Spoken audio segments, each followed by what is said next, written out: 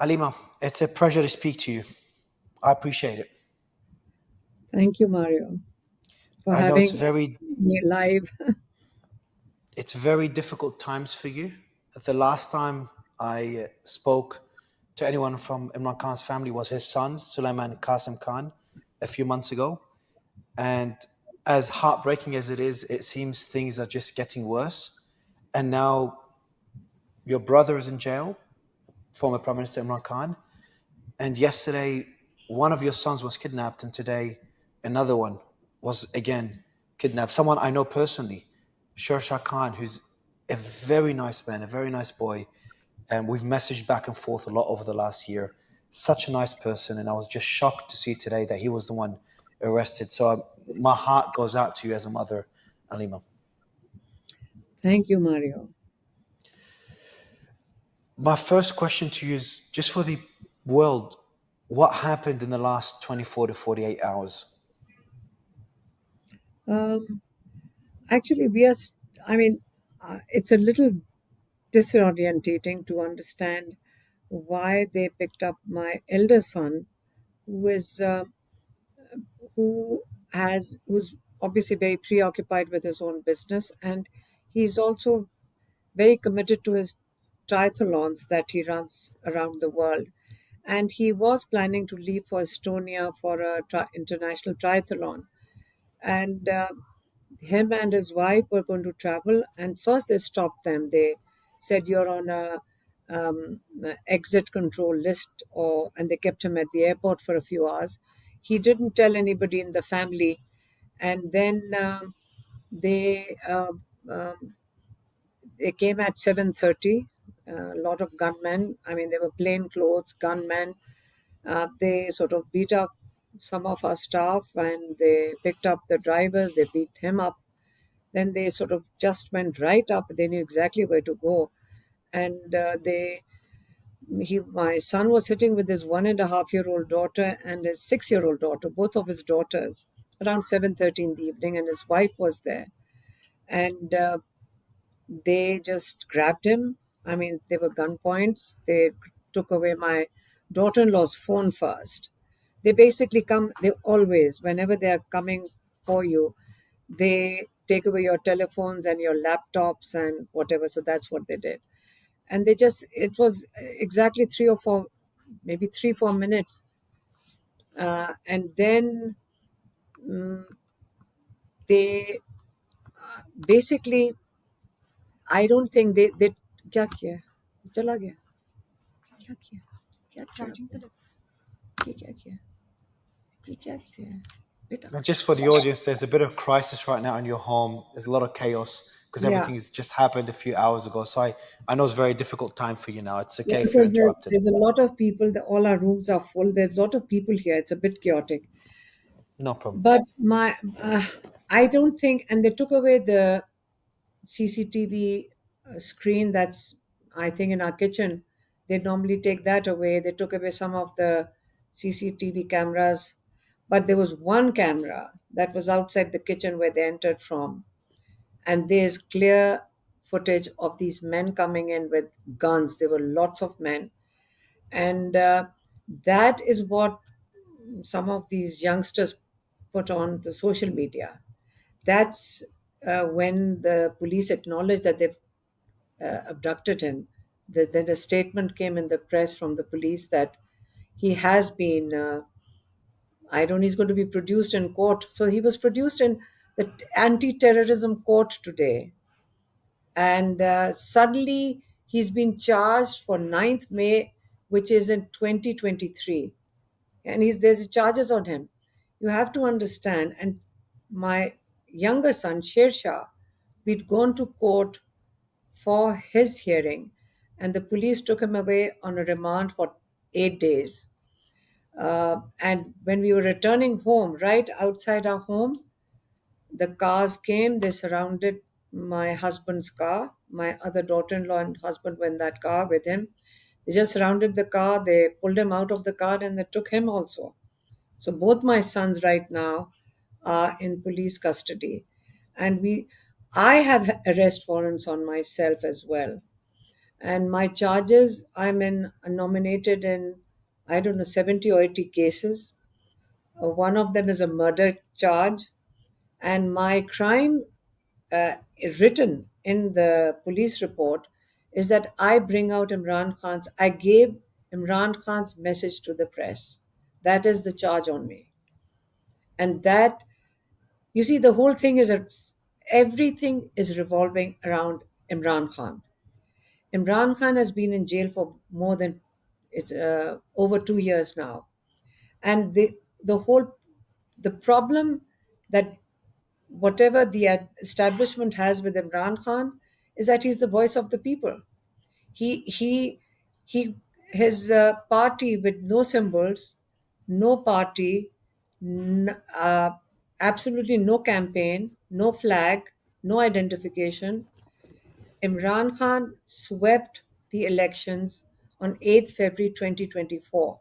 That's unheard of. Actually, anywhere in the world, since the process of electoral politics started maybe over a century ago, it is unheard of what happened in Pakistan on the 8th of February in 2024. That, I think, was a big shock. They spent the whole next day rigging that election because he had won more than two-thirds, in spite of all these efforts that they put in pre-poll rigging. He had swept the elections, and they spent the next day making him, basically stealing the whole election. And they're still in the process of disqualifying one at a time, maybe 5 people, 10 people. Even now, they disqualified 10 of his members from the assembly, again on charges of 9th May. 9th May, everybody in Pakistan knows, was a false flag operation. They structured it by claiming nobody died, by the way. It's a few buildings that they reportedly were set on fire. There's no death on their part. On the other hand, protesters on the streets were sniper rifles fired at them on the 9th of May, and many people, at least over a dozen people, were shot dead. And these are peaceful protesters at that time on the road. So the point is that it all started with Imran Khan, and Imran Khan is still the issue. But we plan to stand with him, and that's the whole issue. That, like, they don't know how they. You see, when they, before they arrested him, they offered him that we are giving you a chance, leave the country. He said, "Why would I leave my country? Like, what's my crime that I have to leave the country?" He stayed. Then they thought he won't be able to sustain himself in that prison. He's got a tiny little cell.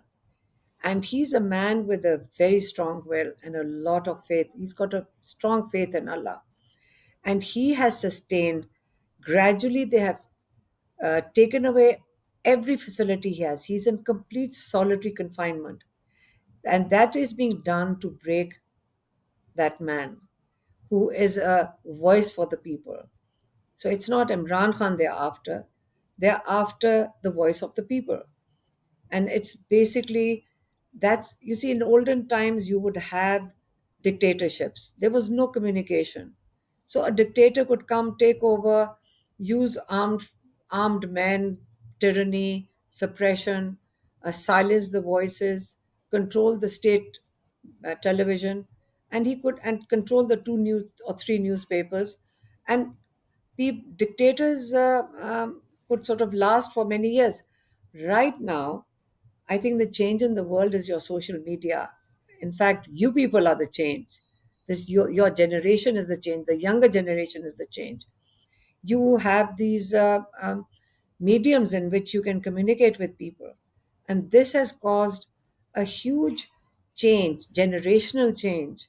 So now, when they're trying to use the same tactics that were used 50, 60 years ago, it's just not working. Younger generation have too much access to information, and this information is the problem right now. And it is, old tactics are not fitting into the new system. Right now, they cannot understand that they are using tyranny, they are firing at people. Why are they not giving up? Because the new generation in Pakistan, and we've got about 60%, which are very young people. That's about 110 million young people. and they are on that phone, and they are independent in their thought, in their thinking, and they have access to information. They refuse to accept this sort of tyranny. So this is, I would not say that this is coming to an end. I would say this is the beginning of this. We are going through a process of change, and we have no idea where this goes from in the next steps. But this tyranny that they're using, and we, being Imran Khan's family, we, if our brother can sit in jail for 2 years, and what he has put up with, he's has no access to family visits, which is his legal right. He has no access at all. When you're in a prison, books are a very important part, and he's a reader. He can consume 2 books in a day.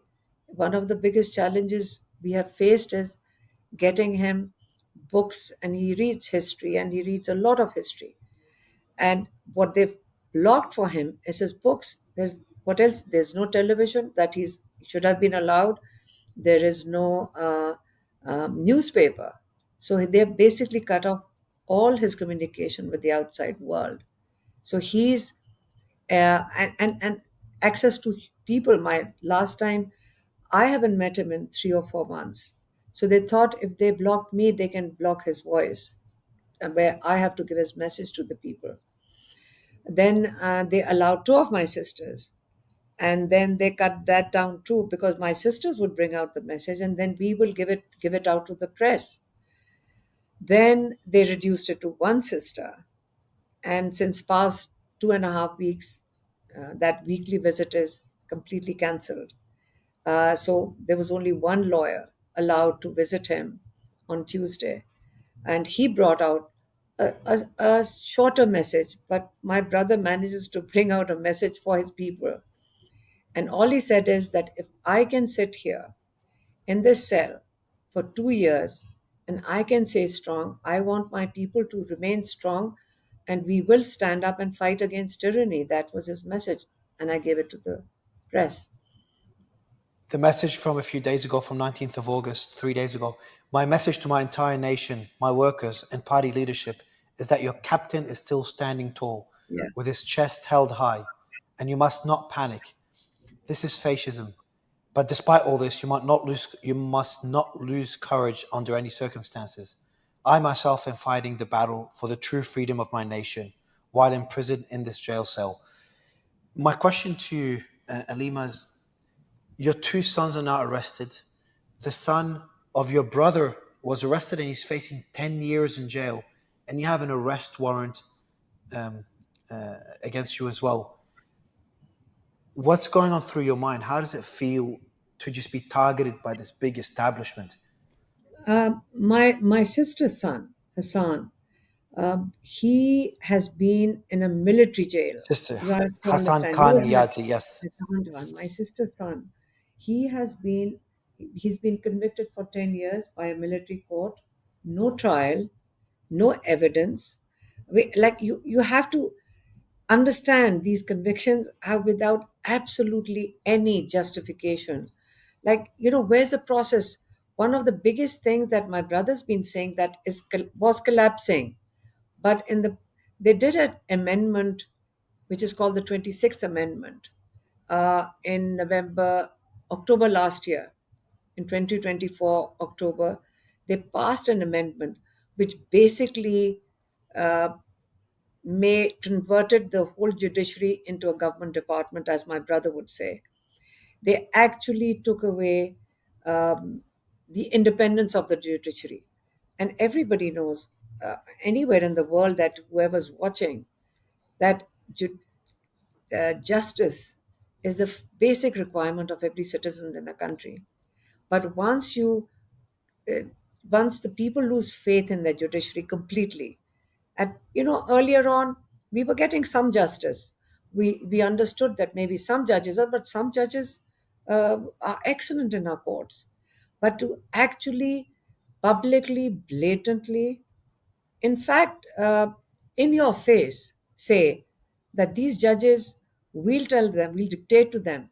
So the judges are sitting there giving out 10 years. handing out 10-year sentences with absolutely no evidence. It's a mockery of the justice system right now. So without a justice system, when this government says, well, Imran Khan is facing his cases in court. Imran Khan was charged for conspiracy of 9th May.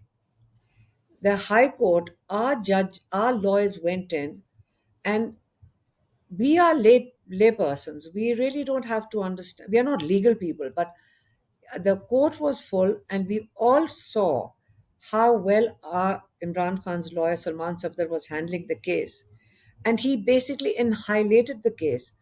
The prosecutor, I felt sorry for him because he was making. It was an embarrassment even for a judge to listen to what his arguments were. And Imran Khan should have gotten a bail at that time. That court, under orders, dismissed that bail. So as a result, uh, our lawyers went to the Supreme Court. And yesterday in the morning, uh, not as how we would have expected, we really didn't think even this. Now, the Supreme Court was so embarrassed with the merits of that case that the Chief Justice, before he started hearing the bail application, said to both the lawyers, the prosecutor and to our lawyer, I will not hear this case on merit. So everybody said that, what about merit? But he couldn't, because if he had heard the case on merit, the High Court would have, judiciary would have been a joke in the Supreme Court. So he said, I will hear it on technical grounds. And yesterday, the Supreme Court granted Imran Khan bail in 8 cases. Now there's only one case left in a High Court. We have been standing outside that High Court. Imran Khan's elected members, 180 of them, have come to the High Court, stood outside for hours, where that judge would give a date and a time. And when we went for that case, along with all his elected members, the judge would uh, walk out of his commitment. So there's one case in which Imran Khan is convicted for 14 years. Judge for 4 months, uh, for 2 months, he would give a date and walk out on, uh, find some excuse. Once the prosecutor didn't come, the next time, I don't know, the judge was not feeling well. So with all these excuses, they dragged it for 4 months. And now that judge, the Chief Justice of the Islamabad High Court, won't even give us a date. But after we got the bail yesterday, he said, well, when I came out of court, I said, now that we've got this bail, our next focus is to now go to Islamabad High Court. Maybe that was the reason I said all our focus shifts to the High Court. That's on the Al Qadir Trust allegations, correct? Yeah, the university Um, case. I'm trying to understand why now? Why did they arrest your kids now after these 2 years? Are they are they starting to feel a bit more threatened? Have you received any? Have they reached out to you trying to reach some sort of agreement? What's happening behind the scenes that led to this sudden arrest of your kids and after your sister's son was convicted of a charge, sorry, of for 10 years? You know, we have actually been discussing this since yesterday. You've asked a very pertinent question, a question that we ourselves are asking. What happened that they needed to pick up? Because I didn't think it was a smart thing to do, like in a PR terms. Like, why would you pick up one son one day and pick up the other one? Was it to scare us? So I went out to the press. I said, if my mind thought that are they trying to say, uh, don't talk about Imran Khan's message anymore, or I don't know. So I went out and repeated the message so that people shouldn't feel that even if they arrest two of our sons, you have to understand, why is my brother sitting in jail? My brother is sitting in jail. He's been offered that we can, if you keep quiet, we can put you up in your house. There have been various small snippets coming along the way. My brother said, what is the value of my life? If I have to do something meaningful, this is what I want to do, is for the people of Pakistan. Otherwise, What do I do want to do for myself? He said the value of a person is if you do something you want. Greatness is not when you make billions. Greatness is not when you have big cars or whatever. He said, when you want to do something big, a big dream, it is actually to bring freedom to the people of Pakistan. And in Pakistan, the awareness in the past 2 years, it's been like we've been given an opportunity to. Uh, it's been the whole country's been educated. We all understand our situation now, whether some or the other. People tell us all the time that we now live day to day we have seen what they've done to our country and we want it back. And the younger generation, 110 million of them, yes, they want a better future. What's wrong with that? They have a right in this country. Why are they being told that you don't have a right, that the state has a right? In Pakistan, I might say something right now, and you'll have to understand why I'm saying it. That listen, when the British left India, Indians, whether Muslims or Hindus or Sikhs, they all protested for freedom, right? Everybody is always in search of freedom, and they wanted to shed off their colonial rule. So they protested. They stood up to the change. So Pakistan, when Pakistan was made, what the laws in India and Pakistan, the whole subcontinent, at that time were not what Britain has in their own country. These laws were basically for a colony. So the same laws, whether it's the military or whether it's the police. Remember, the police and military were how you sort of controlled a colony. So the I even I have after a whole lifetime realized when I speak to the police and they say, but they protested, we are the state. I said, the state is the people of Pakistan. They said, no, we are the state. So if you touch me, it's like all the people who are charged with treason. It's like you do not threaten the state. So the state was basically the colony, the colonizers who controlled. Now the regulations and laws are actually the same. So these few institutions are basically under pressure, and I'm telling you, they're going to fall. They have already collapsed. The police voted for Imran Khan. 60-70% of the military voted for Imran Khan. So why would they want? Everybody wants a change. So the change is in we are in the process of change. What you say about my sons being arrested, well, maybe this is the little contribution that we can make, that we will stand strong. We do not fear what they bring to us because we stand with our brother, because he's standing for such a big cause. It's a very big thing. And we are very small in a very big canvas of Do you change. So, expect do you expect to also be arrested considering there's an arrest warrant? well, with two of my sons in jail, I don't understand why. Like, if I was their PR advisor, I wouldn't tell them to arrest the whole family. We are not in politics, first of all. We've only gone out to stand for our brother and for his freedom because he's illegally in jail. He's being tortured in jail. And if we raise our voice for it, how is that wrong? Like, what? We haven't even understood. Have we broken a law? I, I mean, I know we've never broken any laws during our lifetime. Why would we do it now? Standing up and speaking up for his, for human rights. There are women being, you know what they did yesterday? Little children and a family came out on the street and they were distributing sweets in celebration of Imran Khan getting a bail. They picked up the whole family and took them to police station, including 4 and 6 year old children. They were in a police station. 4 year old children, women being abused, 100,000 houses that have been invaded. You think that has created fear? No, it has created a determination amongst people we enough is enough and we want to change. And people of Pakistan are very smart, very hardworking people, and there is no fear. I mean, of course, there's fear. I mean, there's a gun in your face, but gradually there's a limit. Even in psychology, there's a limit to how long you can be fearful. You ask us, what are we feeling? Basically, no fear. And I was asking them, my sons were taken away, and I started feeling very strange. I said, what will people think? I'm not feeling, it's like brother in jail, nephew in jail, two more sons in jail.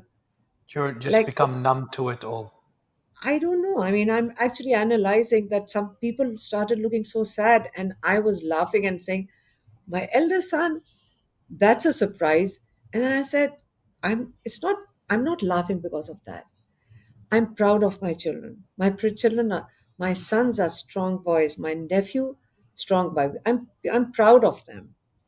We are proud of our children participating and being part of this change. If this is how it's going to be, it's fine. Because if we are going to be the symbols of giving people hope that if we are not scared, uh, neither should you. And we will, if people are moving towards it, and these are illegal cases. What can I explain about these cases? Like, what? There is no law. It's completely collapsed. It's Pakistan is what these people have done in the past 2 years. They've accelerated the process. And it's quite shocking how bad it is. Yeah, so But I've covered the fall of many democracies. I actually interviewed Eduardo Bolsonaro 2 days ago. He's the son of Jair Bolsonaro, the former president of Brazil, and we see something similar in Brazil. How those in power are threatening the Supreme Court justices, threatening democracy there. And in my interview, I said to him, I said, a similar strategy was used against Donald Trump. They failed. Donald Trump is now president. In Brazil, we're still trying to find out if they're going to succeed or fail. And Imran Khan is facing um, a very similar outcome. You've got the military establishment essentially just destroying democracy and centralizing power. Um, and it's just heartbreaking to see, though, how far they've come. Pakistan has gone further than any other country I've covered, whether it's Romania and what they did there, Brazil, obviously the US. In Pakistan, have just gone so much further in arresting family members, arresting people on the streets. A lot of PTI members. And this is more, all this. This is more for the international audience. At one stage, Imran Khan's name was banned from TV. They could not mention his name on TV, from what I understand, for a period of time. The PTI logo was banned. Is that correct during the elections? His no, party's before the logo? election, no, they banned they basically took away the symbol before the preparation before the election. That's what. I- imagine the Imagine how smart our people. I'm very proud of Pakistanis. First, they took away. They disqualified him. Then they took away his party symbol, where illiteracy rates are high. It's very high. It's very important to have a symbol, which is his flag. They took it away that. Then they started arresting all his candidates. Anybody who wanted to stand on his ticket, they abducted him. There was no campaigning. Understand?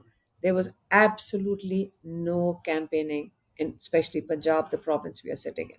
None. Now, and they gave every candidate a symbol, a cat or a dog or I don't know, a cow or vegetables, a wheelchair. Uh, there were about hundreds of symbols. Do you know that? And then they shut down the internet on the day of election. There was no internet. And if you were a family which was supposed to vote in a neighborhood polling station, a few days before that, and smart, I mean, our people are very smart with the with the managing data. They threw three of the families 3 hours away in a polling station, so no internet. They and people basically, this was a silent revolution. I will You will, if you ever study, anybody studies that election, was incredible. They, poor people in the villages, they put in all that effort to remember the symbol, Women had made symbols on their hands that this is the symbol I have to go. They had no idea who the candidate was. They voted for symbols. They voted because they believed Imran Khan was their voice. And I'm not doing a election campaign. I genuinely, sincerely believe that Pakistani people made us proud that they stood up for themselves.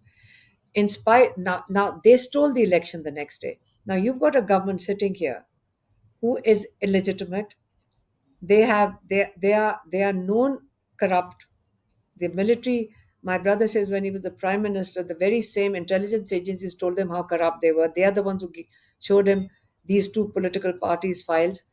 At the moment, the declared corrupt people are right now, with no vote bank, are sitting running this government. You know why? Because they have no support from the people. So they have no commitment to the people. And corruption, of course, it's a corruptions galore. They are going after your minerals. They are going after selling your airports. They are making deals. That's what we are hearing, that they're making deals on selling your railway. They're selling your airports. They are, you don't call that investment. Investment is when people come and invest in your country and produce something. Investment is not when you sell your assets. You're selling your jewels. So maybe they'll sell their jewels and run out of the country. And one of the biggest problems is that all our corrupt people, many of them land up in London and are welcomed with all their plundered money. If there was no one allowed to, if the developed countries, some of our leading democracies, and I think I do remember Bill Clinton bringing this up. I remember in a Clinton Foundation speech, he said that, and I was very happy to hear him say that. He said, we need to stop taking in the corrupt people and their money. And that would most probably half the corruption that happens in our country. So we are going through a change. And the problem, as I said, is still Imran Khan because he's the voice of the people. And they don't know what to do with him. And picking up my sons, uh, I don't know, maybe they're panicking. Maybe they are panicking. Maybe they are frustrated. They have no idea what to do now because they don't know what to do with him. He's had three murder attempts on him, assassination attempts. One in which he had three bullet wounds and two shrapnels in his legs, and he survived that. He's had a incident where there were snipers on the judicial complex where he went in for his bail hearing in Islamabad.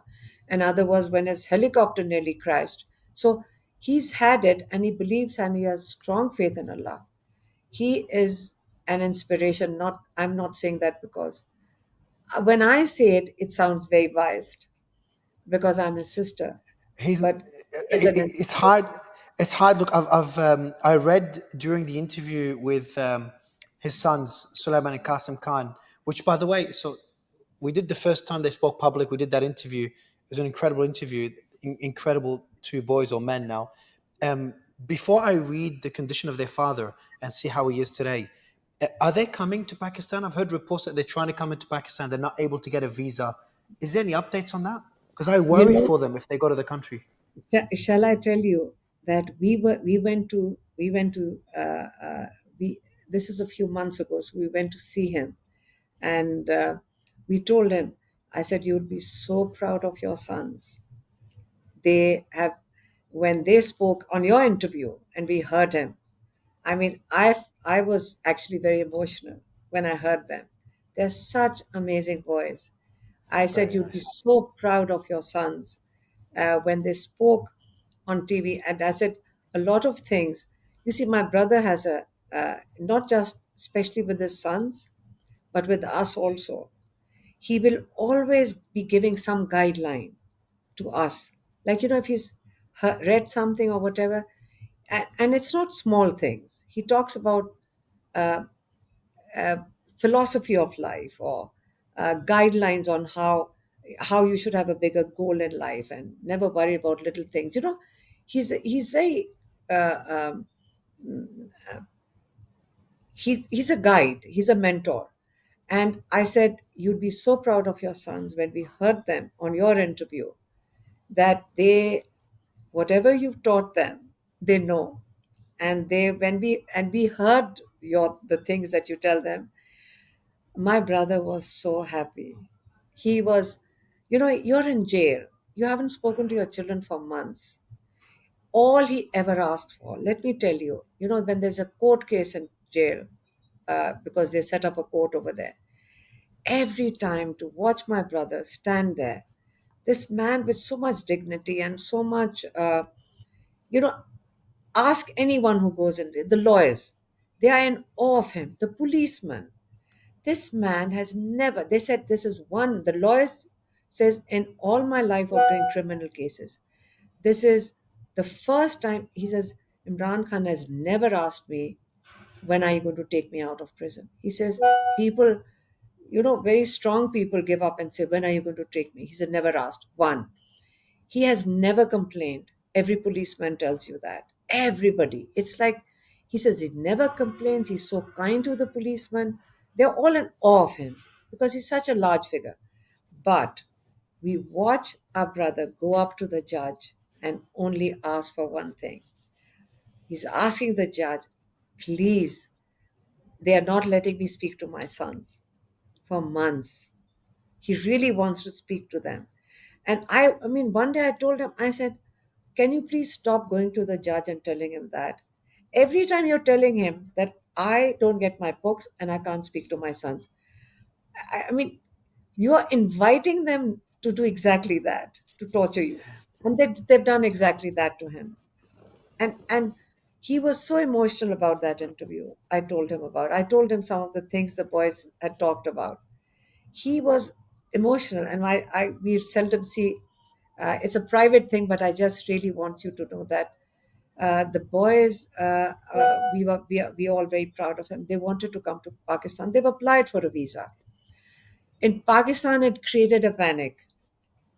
The minister in the government goes on television and says, if the boys come in Pakistan, they and if they break a law, what law? Like what laws have we broken? We'll arrest them.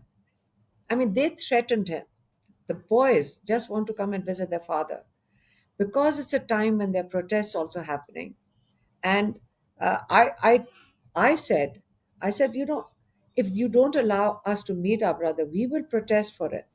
We are protesting. We protest every Tuesday. And if you don't allow the boys to meet, we'll protest also. Our family will protest. They panicked to an extent that they said, one of our friends called up the ambassador in the High Commission, and he said, I have to ask the Ministry of Interior in Pakistan. So I tweeted about it. I said, well, our friend has asked the High Commissioner, and he said, I have to check with the Ministry of Interior. That's what I was told. There was a news on television saying, this is incorrect. Ministry of Interior has nothing to do with granting them a visa, and they have to go to the High Commissioner and to the Ministry of Foreign Affairs. Now the boys, Shah Suleiman and Qasim, have applied uh, in the Pakistan High Commission for their visas. There is no news. You can get a visa from the embassy in 1 hour, and they've applied on their British passport because then they get consular service. Because of the threats we were getting, it was better That's that they why. applied. That's why they're worried. I was thinking that's why they're worried. They're coming under a British passport, and that could cause a big issue for them, potentially an international issue. But what do you expect? They're threatening them here. Oh, So they should come under their British. I'm worried if they go to Pakistan. I'm worried what will happen to them. I'm uh, not sure about all your sisters. What happened to you? Your nephew, your two sons, your nephew, been charged and is in jail right now for 10 years. I worry for them, but I also know that if they go to Pakistan, the government is in trouble because you got two British citizens, sons of Imran Khan, in the country. They haven't done anything wrong. They can't blame May 9th on them. They literally have done nothing wrong whatsoever. I think it'll be a very tricky thing for the so, military, for the well, government. I don't think they. I mean, there's a limit to how foolish you can be, and they won't do that. But if but then they were not giving them a visa on the British passport. They have a Pakistani ID card, but they needed to be reissued. So some of our friends here told us, he said, they apply for the NICOP renewal. Basically, they've lost it, so they need another card. He said, you know what's going to happen? They're going to say the card left by road to get to Britain. So it might take, say, 6 to 8 months to get here. So they won't get their cards. So, but it's like a bit of a comedy that they are not allowing. They're not. Uh, so I told the boys they're going to Alima, go to the embassy. we passed the comedy stage 2 years ago when they banned Imran Khan's name on TV and they removed the logo before the elections. The It's comedy still was banned. already like it's been comedic for a while, and it's still banned now. Yeah, yes, of course. I mean, basically, if you speak about him, you carry his picture. Um, That's you can get illegal. arrested. Of course, no, you'll get arrested. Yes, you can't. You like they shouted a few slogans on the streets. They got arrested. You get arrested if you they're paranoid about It's Imran Khan. so sad. I This mean, is and so sad. you see, but the problem is that you do not do it out of strength. You do it out of fear. This is fear. So it's Yes, not when when you're trying to scare people, basically you yourself are scared. It's not, it's just basic psychology. yeah. They're so scared. I mean, to pick up both my sons is really uh, public relationing stupidity. Like you pick up one son, but the next day you abduct my other son. Like, I would not advise them to do that because that was stupid. But that is reflective of there's some situation in their own government where it's cracking up. There's a crack appearing somewhere. And do you think there's something internal? There's some sort of struggle internally that's going on. Something is happening that why would you start abducting? I've got arrest warrants. Like, you can't close his voice. He's in everybody's hearts. This country is not owning him because it's a cult. Pakistan is not in a cult stage. They believe he has to unify us and he's our voice. They trust him and they love him. So they've heard him. They've heard him. A man who sits in this little cell for 2 years for no other reason, and they know that he's sitting there for them. This is everything people say on the streets. We know he's sitting there for us because there's no reason. They know it's public knowledge that he's been offered several times leave the country or keep quiet for 6 months. Let the system run. He's saying what his demands are. His demands are rule of law, free and fair elections, and human rights. Unless you don't have rule of law, you can't have human rights. It's very basic. And one day he said to us, you know what? It's interesting. He's a visionary man. He said, I said, you know what's happening outside. Look what's happening to our judges. He says, let me tell you, unless the system is collapsing, it's collapsed, but it has to collapse to the ground to rebuild it. That's when people are ready to rebuild something. Our government, in the meantime, is debating on having a presidential system. So our dictator can become the president. And then somebody said they might ban all political activity. Now, this is a script from 60 years ago. It's not going to survive in current environment with our young generation. So they are pushing the country, young people especially, who see their future uh, being, it's already, how many people have left the country in the past 2 years? At least 2.5 million people have left the Oh wow, country. Educated wow. people. This is not boat people running from a war. This is your doctors, your teachers, your educated youth, IT specialists. This is a brain leaving the country because they don't see a future in Pakistan. And this is it's a economically we are already being hit hard because of no investment coming in. So it's a combination. We are going through the situation. As I said, my brother's and his wife also in jail is Yes. isolated. She's also Mm. isolated. And on Tuesday, when they met, when the lawyer went in and he met both of them, he said they had met after 3 weeks also. They had met between, although they're allowed to meet twice a week, they're not allowed to do that. But Imran Khan is standing strong, and we have to stand stronger than him. He's our inspiration, and we have to What keep. is this? Alim, what is the situation with your nephew, your sister's son, Hassan Khan Yazi, as well as your two sons right now? Have you spoken to any of them? I know obviously your nephew's in jail. Your two sons were arrested in the last 24 hours. Have you heard anything about them yet? Mm, my my sister's son, once they were convicted in this closed military, they were sort of sentenced to 10 years. It's Or yeah, it's rigorous. Also, it's also Alima in Pakistan. You have something called rigorous imprisonment. Yeah, which is it's not normal imprisonment. He's got to go through hard labor, stricter conditions, a lot of physical labor, demanding physical labor, restrictive privileges as well. It was crazy for me to see all those um, but additional suffering. my nephew, when these political prisoners, some of them have come from very humble backgrounds, so which also caused a lot of economic hardship for their family. So when you're a bread earner for a family, imagine their hardships.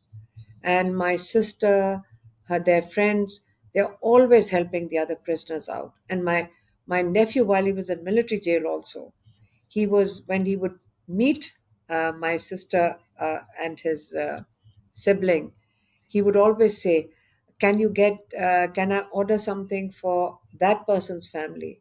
So they all got into the social welfare system of, we all are helping out the families of a lot of those people in jail because of their financial situation, because they're bread earners in jail. But when they were in the military prison, uh, you can understand when they were shifted to the regular prison after their conviction, they actually celebrated as if they were they as if they were free from like they were celebrating their freedom coming into the regular prison. So they get to sit with each other and they meet. But remember, it's still a prison. It is still a prison, and their crime is a tragedy.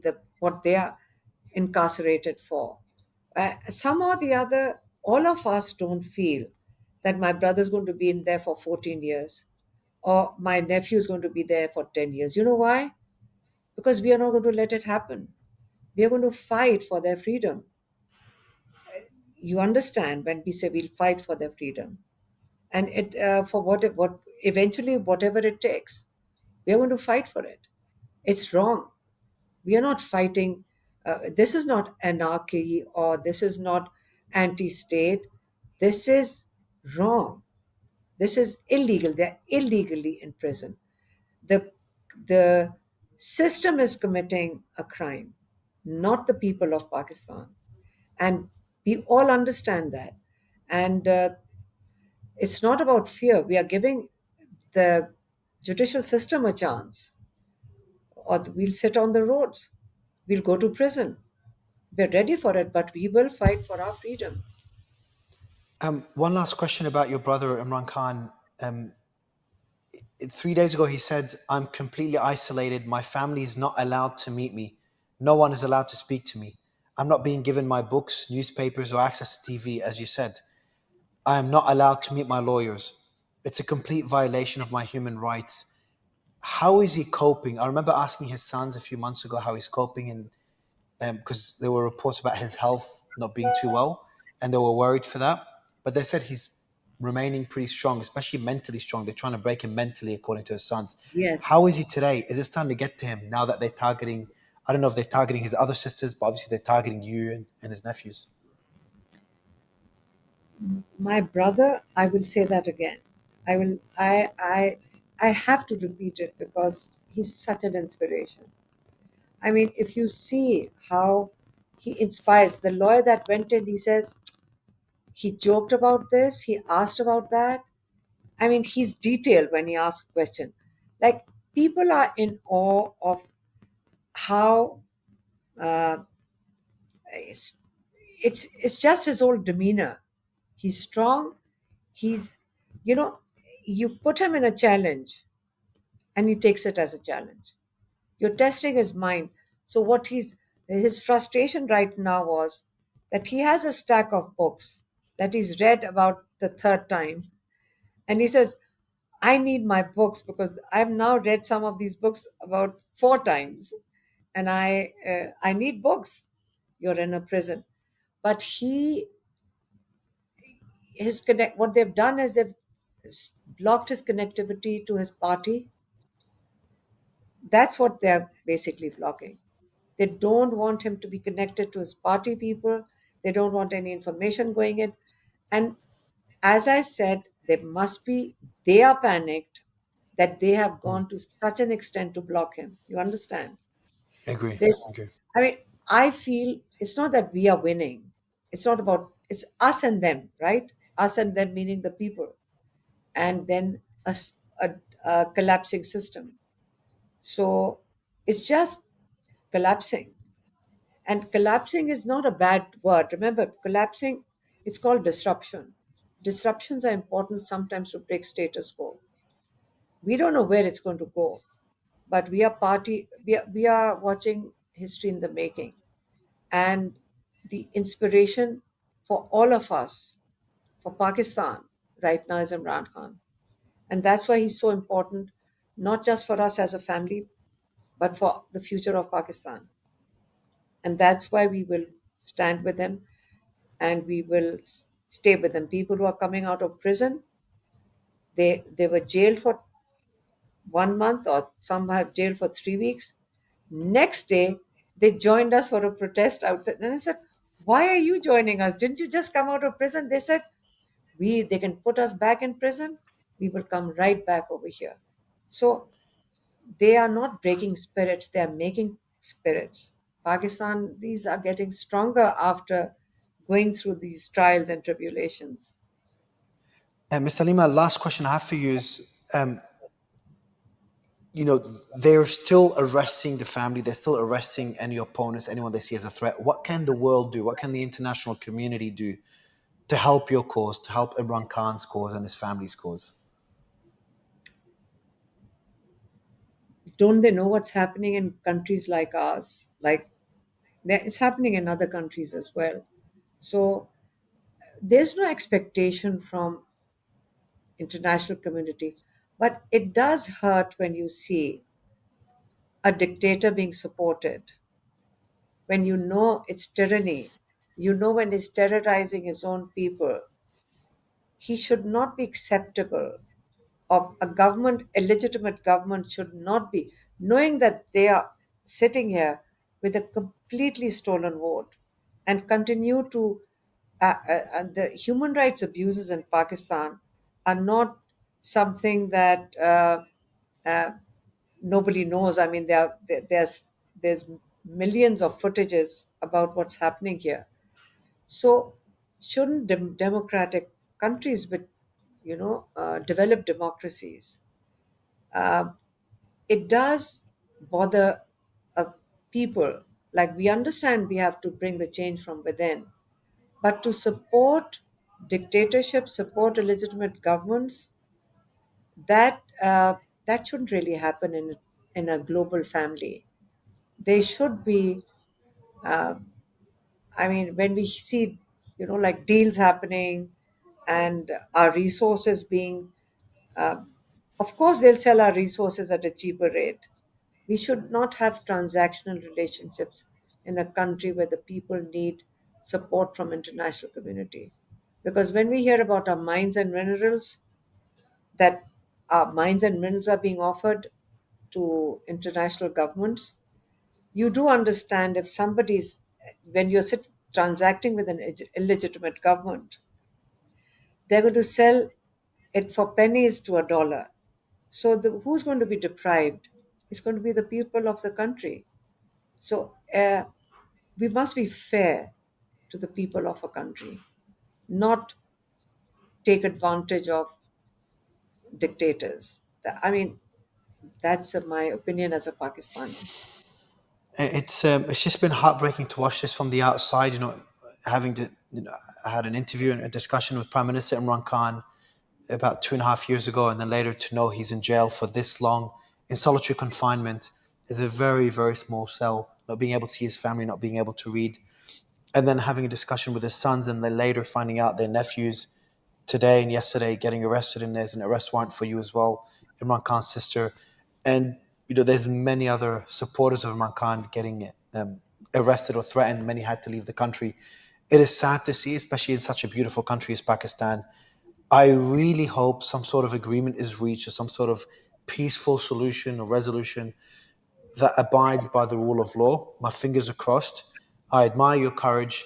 I hope your sons um, don't spend too much time in jail, if any. And I know Sher Shah personally. I've chatted to him, an incredibly nice boy, and I'm sure his brother is just as nice.